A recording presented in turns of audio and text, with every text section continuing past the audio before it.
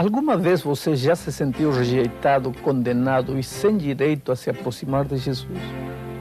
Alguma vez você já sentiu que, apesar de todos os bens materiais que conseguiu na vida, continua havendo uma sensação de vazio lá dentro de seu coração que não o deixa ser feliz? Então sua vida tem muito a ver com a história desta manhã.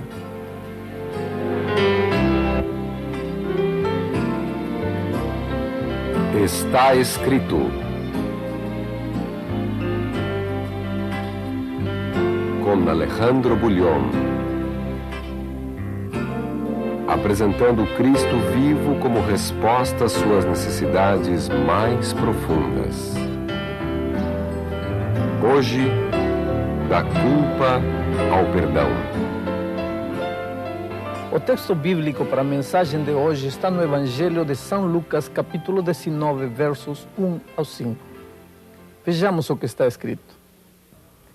E tendo Jesus entrado em Jericó, ia passando, e eis que havia ali um varão chamado Zaqueu. E era este um chefe dos publicanos, e era rico. E procurava ver quem era Jesus, e não podia por causa da multidão, pois era de pequena estatura.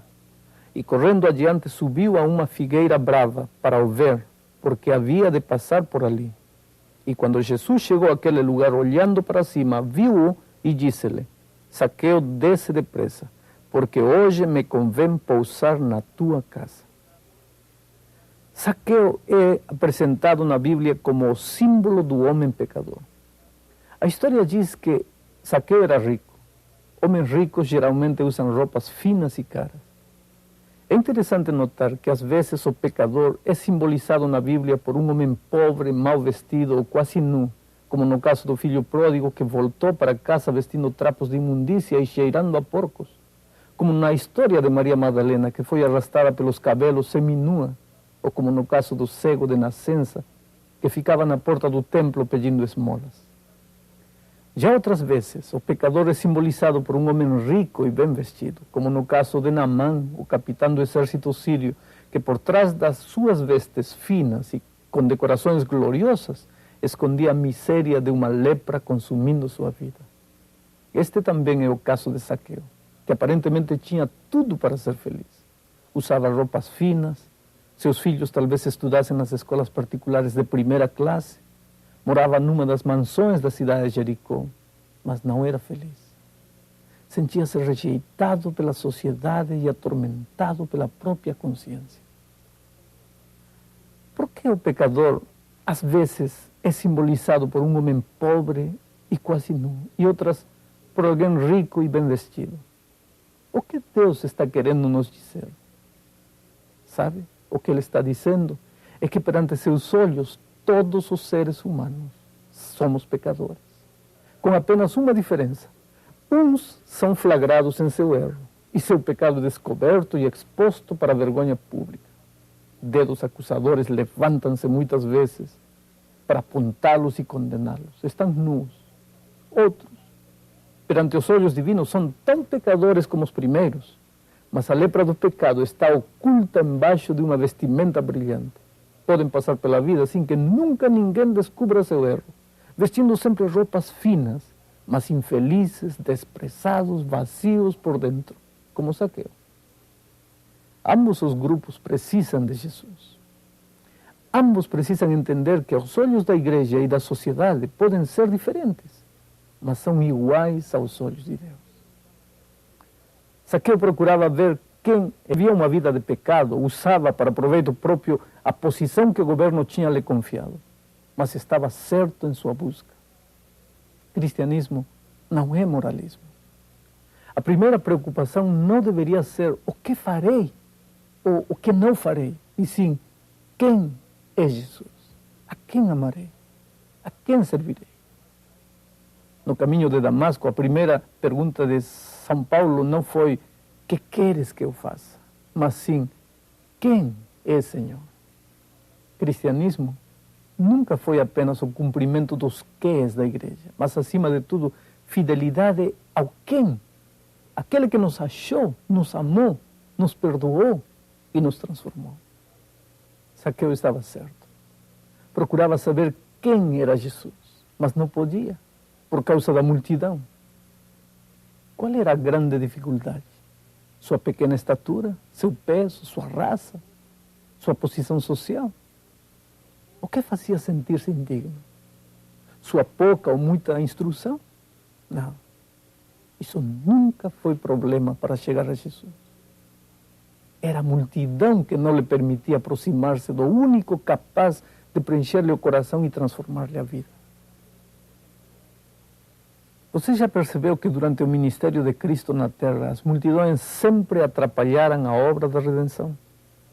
Lembra do paralítico que um dia precisava desesperadamente de Jesus para ser curado, mas não podia chegar perto dele por causa da multidão? Os amigos tiveram que fazer um buraco no teto para que pudesse chegar ao Salvador. Já leu a história da mulher com fluxo de sangue que teve que abrir caminho em meio à multidão para poder tocar o manto de Cristo? Consegue imaginar o cego que precisava de visão clamando em alta voz: Senhor, filho de Davi, tem misericórdia de mim? As multidões ordenaram-lhe guardar silêncio, mas ele continuou gritando. As multidões sempre se consideraram fiscais da salvação. Você não, porque é leproso. Você sim, passe adiante.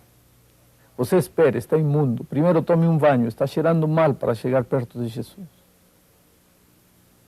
Certo dia a multidão queria impedir que as crianças se aproximassem do Mestre.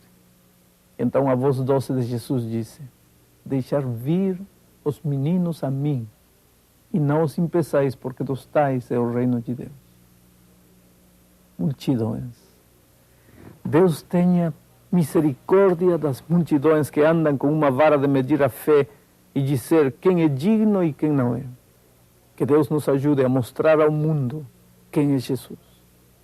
Que Deus nos ensine a tomar a mão dos que se sentem derrotados, tristes, frustrados e rejeitados. Que nos mostre como segurar o braço dos que pensam que nunca conseguirão. Que nos ajude a amá-los, a compreendê-los, a levá-los a Jesus. Zaqueu sentia-se indigno e pecador. Porém, a multidão o fez sentir-se mais indigno e pecador ainda. Então o homem rico de Jericó pensou que o melhor seria ficar de fora e limitar-se a olhar a Jesus de longe. E aí caiu no erro de muitos hoje, que pensam que cristianismo é seguir a Jesus de longe. Cristianismo, meu amigo, é um relacionamento diário e permanente com Jesus. Não importa se a multidão dificulta a sua aproximação dele. Faça como o paralítico que entrou pelo teto, ou como a mulher com fluxo de sangue que abriu espaço entre a multidão, ou então clame como cego: Jesus, filho de Davi, tem misericórdia de mim. Mas não fique em cima da árvore. Não existem desculpas para ficar longe na passividade de um sicômoro ou na indiferença de quem vê Jesus passar. Cristianismo é compromisso com Jesus, é envolvimento com sua igreja, é participação de sua missão. Cristianismo nunca foi contemplar Jesus comodamente num sicômoro, enquanto estão aí ruminando mágoas e ressentimentos e se consumindo por lembranças tristes que a multidão imprimiu dolorosamente em sua vida. Não. Cristianismo é chegar perto de Jesus, apesar da multidão. Jesus atravessava a cidade seguido pela multidão e lá estava Zaqueu em cima de um sicômoro. Por que será que os homens sempre estamos plantando árvores para ficarmos em cima vendo Jesus passar? Zaqueu estava em cima de um sicômoro, mas podia ter sido uma árvore de preconceitos, temores ou dúvidas. Quem sabe uma árvore de mágoas, ressentimentos ou simplesmente de orgulho e incredulidade. Tanto faz. De repente Jesus parou e em meio de tanta gente olhou para Zaqueu e disse: Zaqueu, desce, porque hoje me convém pousar na tua casa. Tenho tentado muitas vezes imaginar aquela cena. Imagino Zaqueu olhando de um lado para outro, desconcertado, querendo que Jesus estivesse falando com ele, mas com medo de receber uma resposta negativa. É comigo, Senhor? Não está equivocado?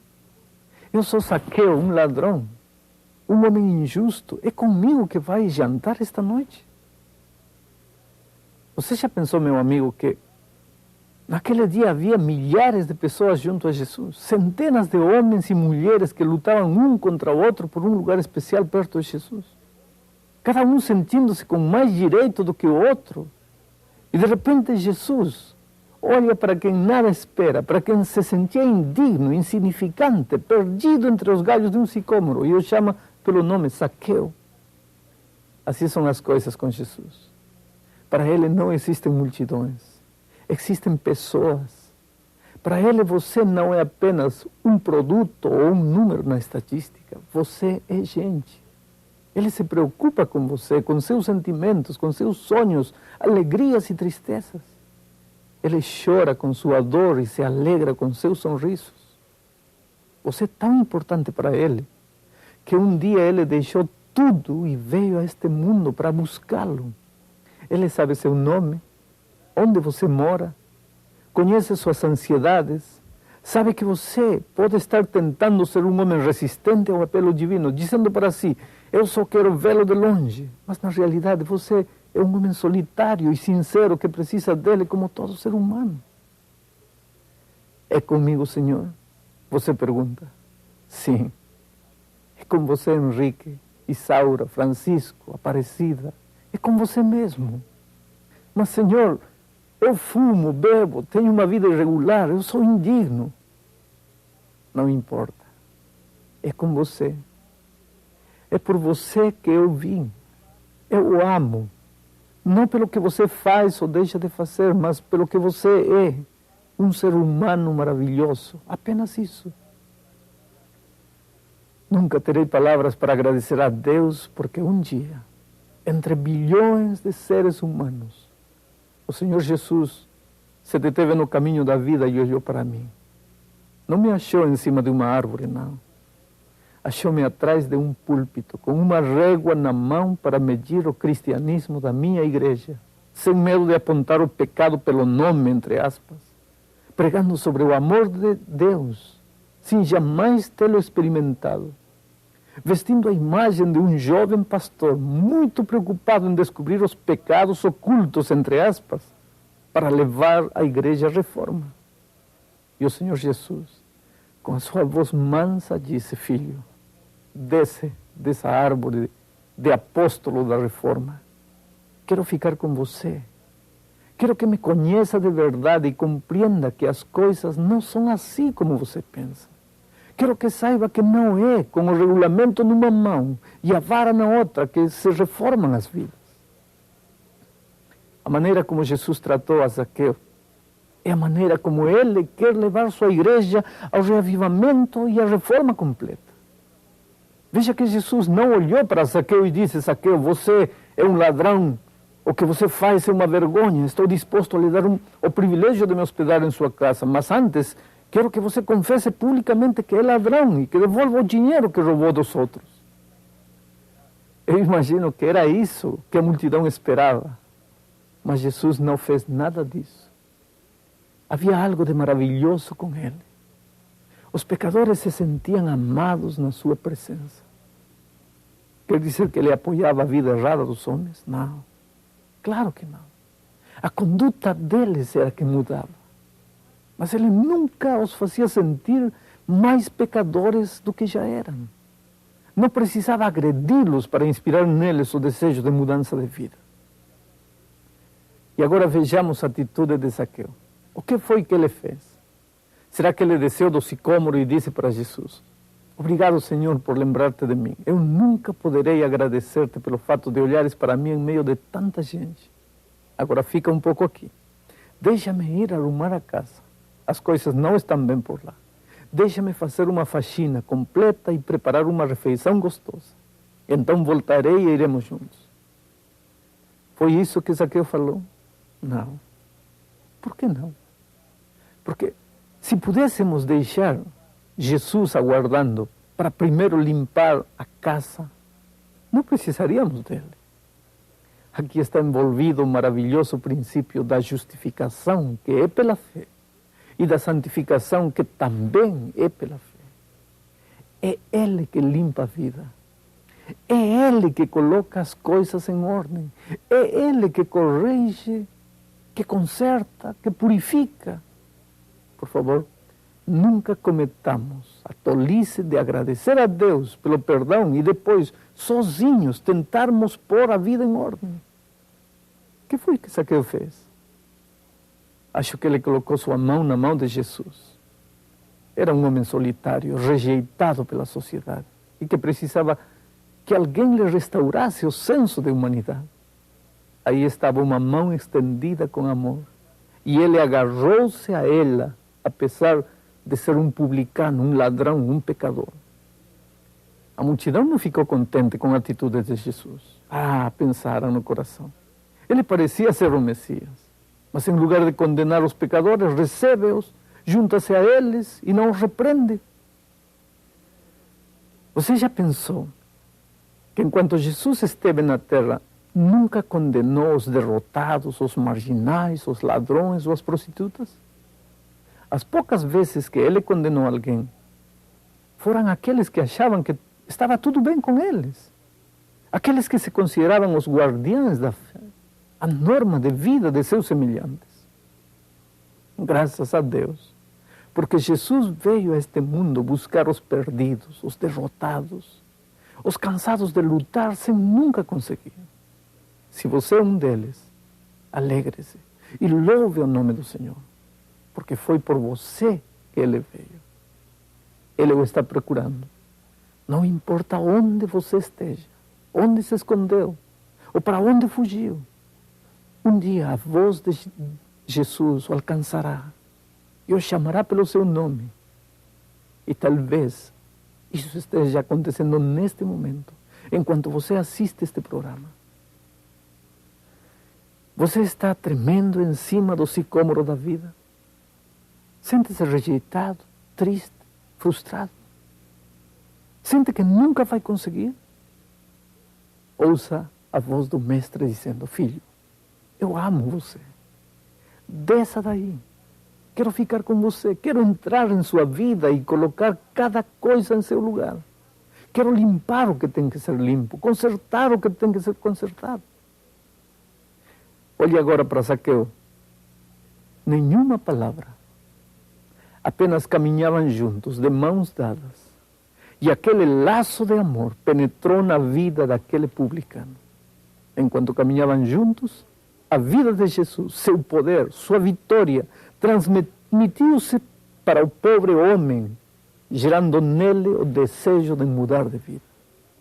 Depois, Zaqueu levantou-se e disse: Senhor, eis que eu dou aos pobres metade dos meus bens. E se em alguma coisa tenho defraudado alguém, o restituo quadruplicado. Este é o resultado inevitável de estar em Jesus e andar com Ele. É impossível andar com Jesus e conviver com o pecado ao mesmo tempo. Ambas as coisas não combinam. Que dia extraordinário aquele! No início, Zaqueu não passava de um homem solitário, frustrado e vazio, apesar de sua invejável posição social e financeira. No fim do dia, era um homem feliz, completo, transformado em Cristo. Zaqueu conhecia os dois lados da vida, o desespero e a esperança, o vazio e a plenitude, a tristeza e a alegria, a condenação e o perdão, a derrota e a vitória. Certamente, Zaqueu podia dizer: Jesus, tu és a minha vida. Pode você também falar o mesmo para Jesus? Faça-o enquanto o sonete canta.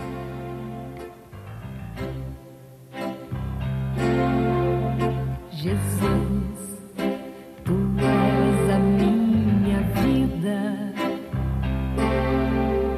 Jesus, tu és o meu cantar.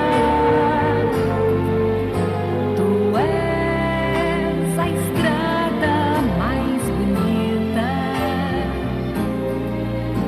por onde eu devo caminhar.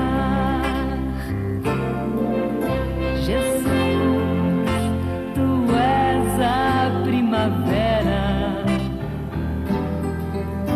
que faz